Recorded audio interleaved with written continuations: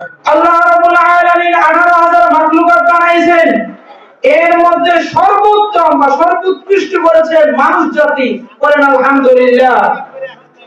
আল্লাহ রাব্বুল আলামিন এ ব্যাপারে আবার বলেন মিন নুতফাতিন খালাকাহু ফাকাদ্দারা, অর্থাৎ তোমাকে আমি সৃষ্টি করেছি ফাকাদ্দারা সুম্মা সাবিলা ইয়াসসারা সুম্মা আমাতাহু ফাআকবারা, আমি মানুষকে সৃষ্টি করেছি, তাকে সুবিন্যস্ত করেছি এবং সে যখন মরে যায় তখন তাকে আবার কবরস্থের পর্যন্ত ব্যবস্থা করেছে। বলেন সুবহানাল্লাহ।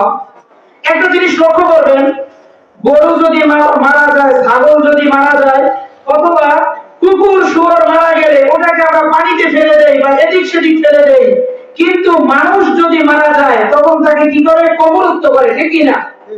এটাই হচ্ছে আল্লাহ রাব্বুল আলামিন মানুষদেরকে সম্মান দেওয়া উত্তম একটি পন্থা।